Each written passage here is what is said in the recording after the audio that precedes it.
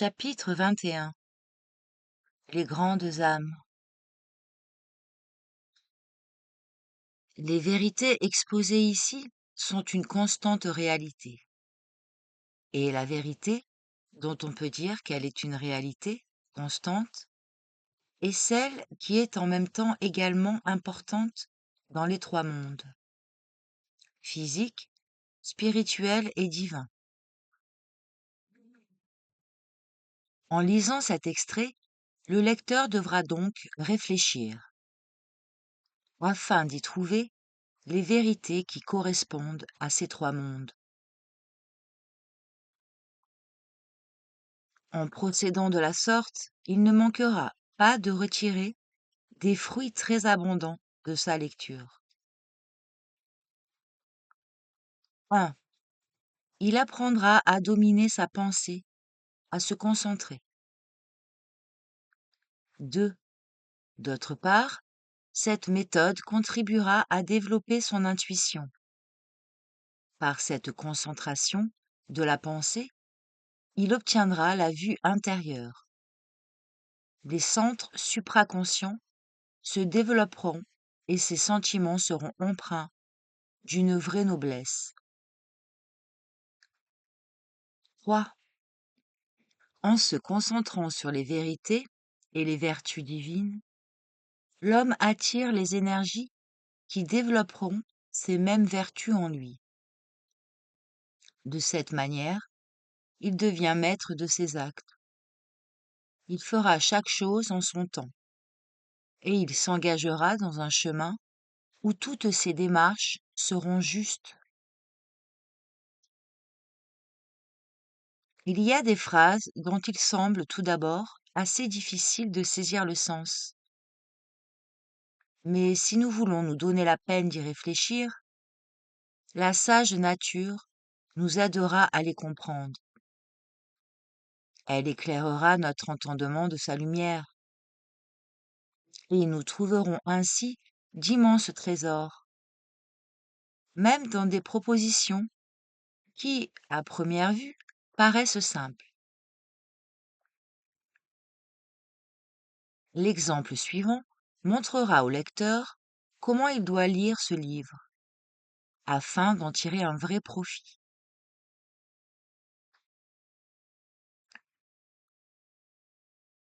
Ne te lave pas dans une rivière qui n'a pas de tête. 1. Pour le monde physique, une rivière sans tête est un torrent de montagne qui s'est formé par suite de grandes pluies. Ce torrent n'a pas de tête, c'est-à-dire qu'il n'a pas de source. L'eau d'un torrent est toujours trouble. Il est donc bien naturel qu'on ne puisse pas s'y laver. 2. Pour le monde spirituel, chaque pensée, chaque sentiment ou désir, qui n'est pas d'origine divine, est une rivière sans tête. Mais chaque pensée, chaque sentiment ou désir, qui est de provenance divine, est une rivière ayant une tête, et cette tête est la conscience divine. Lorsque tu as des pensées, des sentiments ou des désirs qui ne sont pas divins, tu te laves dans l'eau trouble du torrent, et tu t'y salis. 3. Pour le monde divin, si tu as voué ta vie à un idéal passager, toute ta vie ne sera alors qu'une rivière sans tête.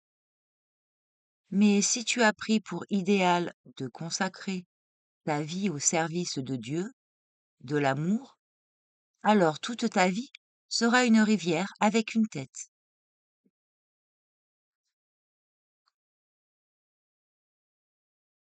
Aux âmes qui attendent. Ce que vous désirez ardemment arrive. Ce que vous gardez si précieusement en vos âmes est la réalité de demain. Venez au pays du printemps éternel. Venez au pays de l'éternel rajeunissement. Venez au pays de la joie. Venez au pays de l'amour. Il est si près de vous. Là, il n'y a ni maladie ni mort. Venez et recevez les trésors qui vous incombent. Venez au pays où vous trouverez ceux qui vous connaissent et que vous connaissez. Quand le soleil brille. Quand le soleil brille, la terre sort de son sommeil. Les sources jaillissent et se mettent à ruisseler. Les vents soufflent, les fleurs s'épanouissent. Les arbres donnent leurs fruits, et l'homme se réveille et commence à penser. Ce livre est pour le disciple. Ce livre est pour tous, parce que chaque homme est venu sur la terre pour apprendre. Ce livre est pour chacun. L'animal a appris à sentir, mais l'homme est venu sur la terre afin de penser. Tout l'univers constitue pour lui une leçon. Il est appelé à s'instruire. Il a été placé à un rang inférieur à celui des anges. L'homme apprend et les anges servent. Ce qu'ils ont appris, les anges l'appliquent en servant. Les hommes sont des disciples et les anges des serviteurs.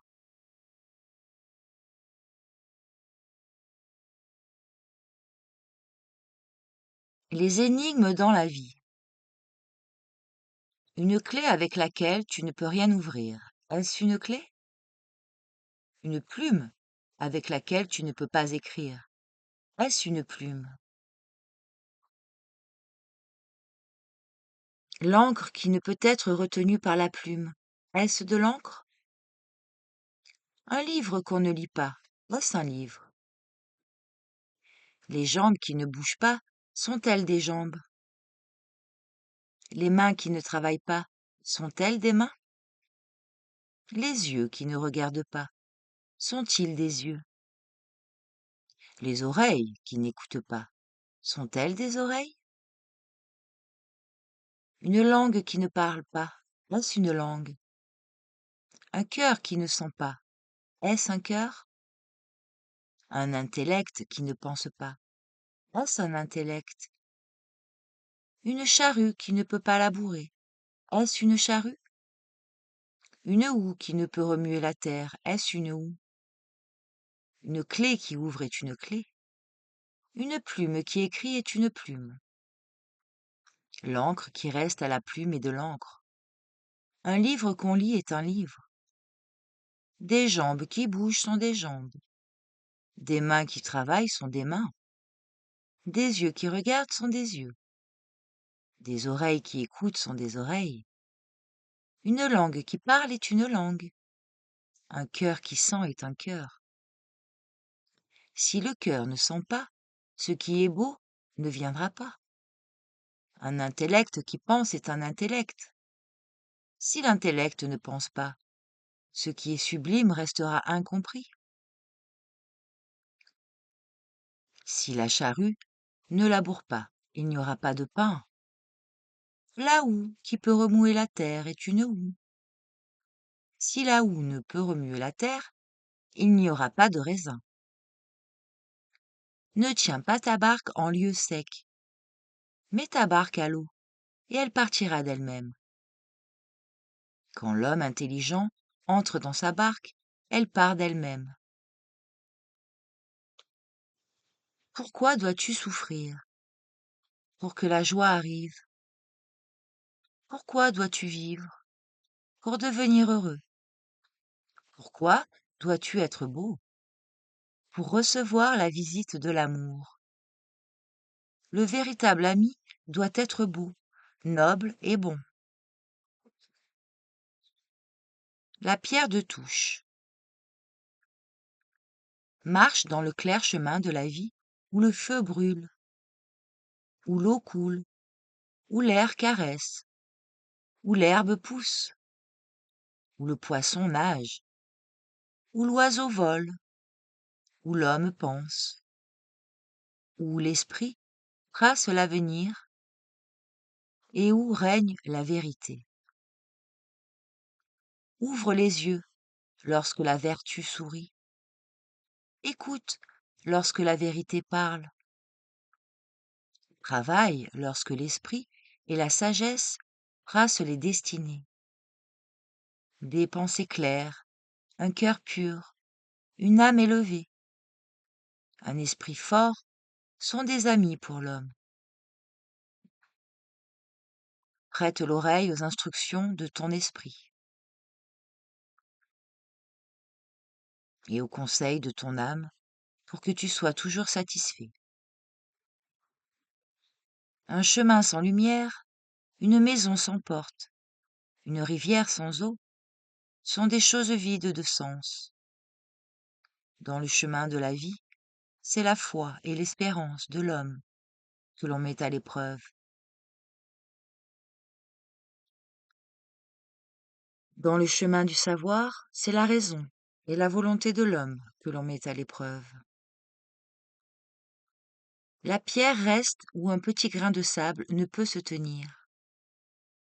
Le petit grain de sable reste où la pierre ne peut se tenir. L'hiver vient quand les feuilles de l'arbre de la vie tombent. Le printemps vient quand les feuilles de l'arbre de la vie paraissent. Quand la pauvreté frappe à la porte, le froid entre. Quand la richesse frappe à la porte, la chaleur entre. La poussière se lève quand règne l'homme borné. La paix domine quand règne le sage. Le sot n'écoute que d'une oreille. L'homme intelligent écoute des deux oreilles. Le sourd n'écoute d'aucune oreille. Ne guette pas ce que la nature a arrangé. Ne lui donne pas de conseils au sujet de ce qu'elle doit faire. Ne cherche pas à rivaliser avec elle et ne lui prends rien par force. Accepte quand l'homme bon te donne. Donne quand l'homme raisonnable demande. Après avoir fait une bonne action, ne la proclame pas au son du tambour. Après avoir exprimé une grande pensée, ne l'enferme pas dans une prison. Ne regrette pas ce que tu n'as pas atteint. Ne remercie pas lorsque tout le monde te loue. Quand tu sais que l'amour est avec toi et que tu vois ce qu'il accomplit, c'est alors seulement que tu dois remercier. Le savoir ne vient pas d'un seul endroit, et la lumière n'entre pas par une seule fenêtre. Les voies du savoir sont innombrables, et l'esprit n'est qu'un. Les esprits sont en grand nombre. Il n'y a qu'un Dieu. Il y a beaucoup d'âmes. Lui n'est qu'un. Ses fils et ses filles sont innombrables. L'un est le tout. La quantité, ce sont les parties du tout. Un est le nom du tout. Les noms des parties sont innombrables.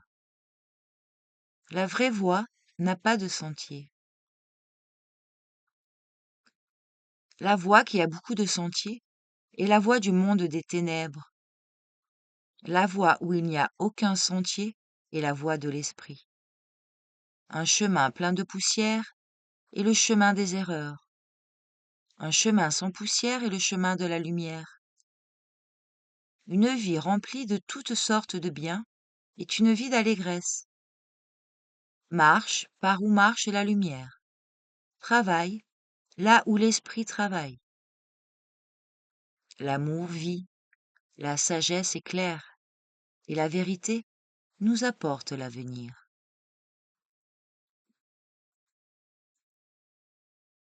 Les jours de la Genèse. Considère le premier jour comme le jour de ton esprit, comme le jour où la lumière s'est manifestée. Considère le deuxième jour le jour de ton âme, comme le jour où l'amour s'est manifesté. Considère le troisième jour le jour de ta raison, comme le jour où le savoir s'est manifesté. Considère le quatrième jour le jour de ton cœur, comme le jour où la vie consciente s'est manifestée. Considère le cinquième jour le jour de ta volonté, comme le jour de tes forces qui sont venues pour te seconder. Considère le 6e jour comme le jour du Verbe éternel, qui t'a inondé de sa pure lumière et t'a établi maître de ton destin. Considère le 7e jour comme le jour de Dieu, l'Éternel, origine de tout, comme le jour de la nature, dont on doit tout apprendre, comme le jour de ton repos, pendant lequel tu te consacreras au service de toutes les vertus. Rappelle-toi que tu es né afin d'être raisonnable. Garde-toi d'agir contre la raison.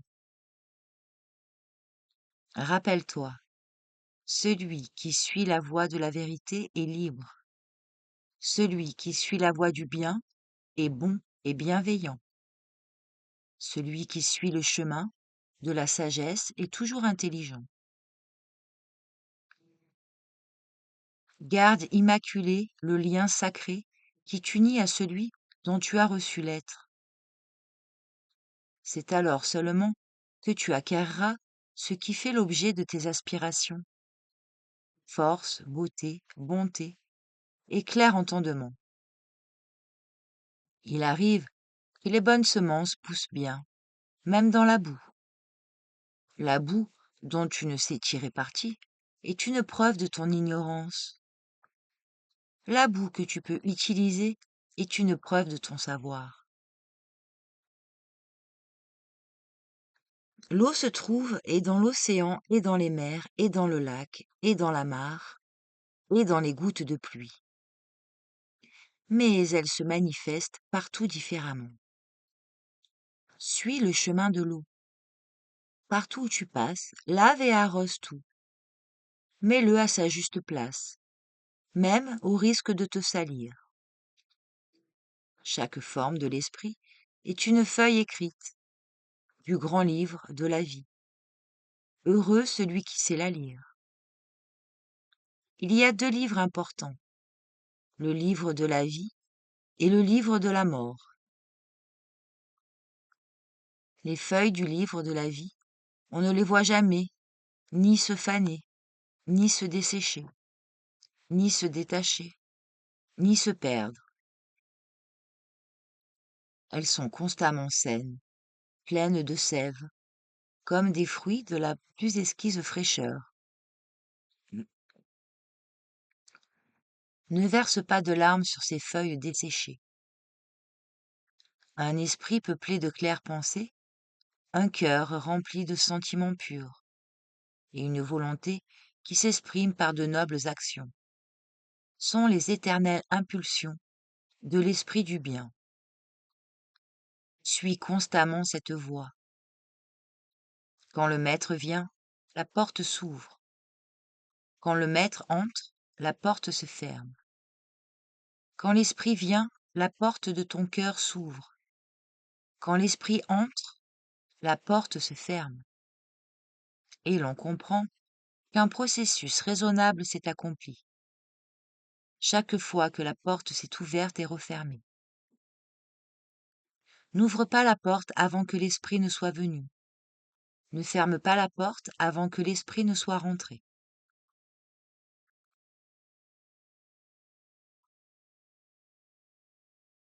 Ce qui est précieux dans la vie, que celui qui est couvert de poussière ou de boue se nettoie, que le pauvre sache quoi faire de sa pauvreté, que le riche sache quoi faire de sa richesse, que le savant sache quoi faire de son savoir, que le bon se guide d'après sa raison supérieure, que l'homme aimant serve son prochain. Il n'y a que l'eau libre qui puisse couler, et que la vie libre qui puisse grandir. L'eau qui coule cherche celui qui a soif. La vie qui grandit cherche celui qui est pauvre. La richesse est pour le pauvre le moyen de trouver sa vie. La pauvreté est pour le riche le moyen de ne pas perdre sa vie. Connais la sagesse par laquelle le sage te rend raisonnable. Ne ferme pas la fenêtre de ta vie lorsque ton ami te sourit. Ne mêle pas l'ignorance au savoir. Ne perds pas la foi dans ta foi. Ne mêle pas le mensonge à la vérité. Pense avec ton intellect. Sens avec ton cœur. Aime avec ton âme. Sers avec ton esprit.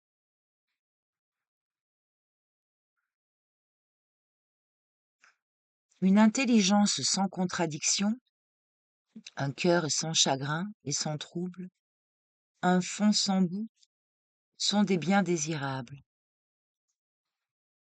Ne fais de mal à personne. Ne lis pas le juste.